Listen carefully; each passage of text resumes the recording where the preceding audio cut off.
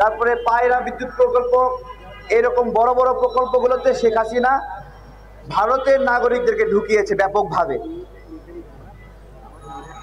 আমরা যে মাঝে মাঝে বলি না ২৬ লাখ ভারতীয়, এগুলো কোথায়? আখাউড়া যে সড়ক সংযোগ, এইটাতে কোনো বাংলাদেশি নাগরিক কাজই করে নাই। সমস্ত কর্মী নিয়ে আসা হয়েছে ভারত থেকে, এবং শেখ হাসিনা যেদিন পালায়ে যায় এই সকল ভারতীয়রা কি যেন অজানা কারণে এরাও পালায়ে যায়। আমার প্রশ্ন হলো, শেখ হাসিনা যেদিন পালায়ে গেল সেদিন ভারতীয় কর্মী এবং ভারতীয় শ্রমিকরা কেন পালায়ে গেল? সম্পর্কটা কি? গতদিন স্বরাষ্ট্র দপ্তর থেকে বলা হয়েছে 10 লাখ বিদেশি বাংলাদেশে অবৈধভাবে কাজ করে। এটা কি আমেরিকানরা অবৈধভাবে কাজ করে? রাশিয়ানরা কাজ করে? কারা কাজ করে? ভারতীয়রা কাজ করে। দেখেন, 10 লাখ ভারতীয় বাংলাদেশে অবৈধভাবে কাজ করে, এর অর্থ কি? অবৈধভাবে কাজ করলে কি হয়? এরা যে ইনকাম করবে এর উপর কোনো ট্যাক্স আরোপ হবে না। এরা যে টাকা পাঠাবে সেটা কোনো লিস্টেড হবে না, ব্যাগে করে লাগেজে করে টাকা নিয়ে যাবে।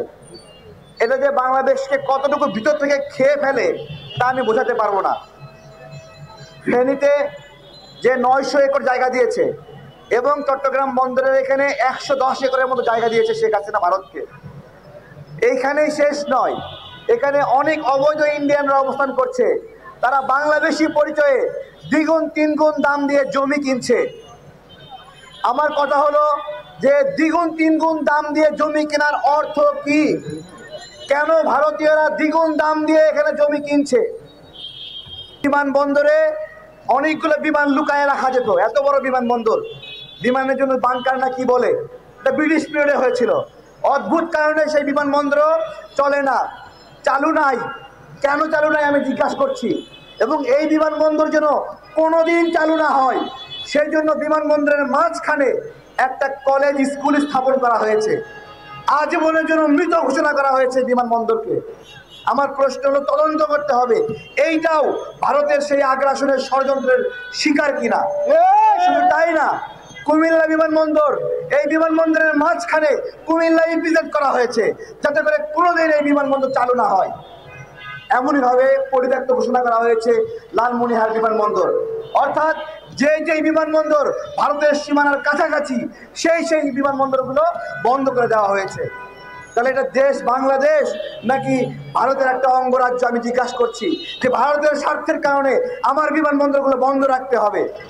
প্রিয় ভাইয়েরা, আজকে যে বিষয় নিয়ে আমরা কথা তুলেছি যে ফেনী, নোয়াখালী এবং এই যে চট্টগ্রাম, যে এখানে economic zone, Indian economic zone, যারা ভাবেন এইখানে ইন্ডিয়া এসে কারখানা স্থাপন করবে, বাংলাদেশের অর্থনীতি সচল করবে, ভুল রাজ্যে আছেন।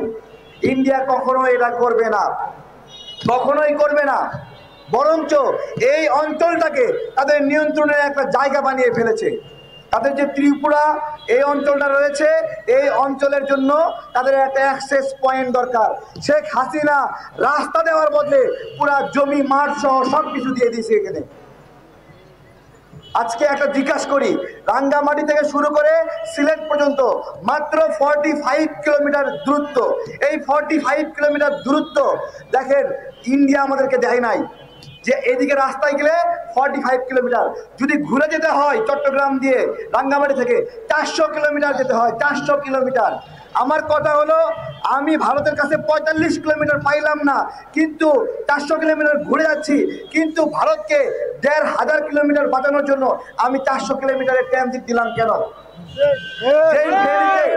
যেই ফেনী চট্টগ্রাম মিরসরাই ইকোনমিক জোন দিয়েছে শেখ হাসিনা, আমি একটা শেখ হাসিনাকে জিজ্ঞাসা করছি, আপনি কি এই বাংলাদেশের সন্তান এরকম সাংঘাতিক কাজ করলেন কিভাবে? কিভাবে করলেন? আমরা কি পারবো ইন্ডিয়ার যে চিকেন নেক রয়েছে সেখানে গিয়ে একটা ইকোনমিক জোন বানাতে? ওইখান থেকে শুধুমাত্র যাওয়া আসার রাস্তা যায়, নেপাল, ভুটান, চায়নায় যাব, সেটাই আমরা কখনো পাইনি। তাহলে এইখানে আমরা ফেনী, মিরসরাইয়ে কিভাবে এই অঞ্চলটা দিলাম?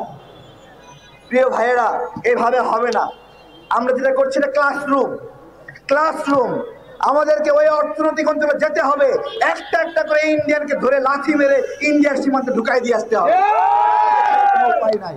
তাই নয়, মংলা বন্দরে যেতে হবে আমাদেরকে, আমাদের অনেক কাজ। চট্টগ্রাম বন্দরে যেতে হবে, যেখানে ইন্ডিয়ানদের ঢুকেছে সেখানে। দেখেন ইন্ডিয়া এবার সুবিধার জন্য, নিরাপত্তার জন্য কি করলো? চট্টগ্রাম বন্দরের অ্যাক্সেস নিল, মংলা বন্দরের অ্যাক্সেস নিল, তাই না? অথচ এখানে ভুটান, নেপাল রয়েছে, তারা দীর্ঘদিন বলেছে তারা একটু বাংলাদেশের চট্টগ্রাম বন্দর ব্যবহার করে, মংলা বন্দর ব্যবহার করে তাদের দেশে মালামাল দিবে। ইন্ডিয়াকে অনুরোধ করেছে, বাংলাদেশকে অনুরোধ করেছে, ইন্ডিয়ার কাছ থেকে সেই অনুমোদন নিতে পারেনি। তাহলে ইন্ডিয়া কোনোদিন কাউকে দেবে না, শুধুমাত্র নিজেরাই নেবে। আমরা এই নীতিকে কতটুকু সমর্থন করতে পারি? একবারে না। সোজাসুজি আমাদের হিসাব করার সময় এসেছে।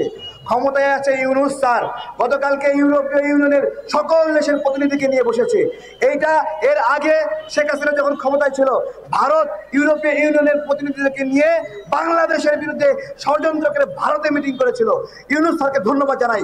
ওই প্রতিনিধিদেরকে উনি বাংলাদেশে এনেছেন এবং বাংলাদেশে বসিয়ে বাংলাদেশের স্বার্থ কাজ করেছেন, এবং মিটিংয়ের একদিনের মধ্যে 8টা দেশের ভিসা প্রসেসিং বাংলাদেশে শুরু হয়ে গেছে। সুতরাং আমরা স্লোগান দেব, ইউনূস না মোদি, ইউনূস না মোদি, দিল্লি না ঢাকা, দিল্লি না ঢাকা। ধন্যবাদ সবাই।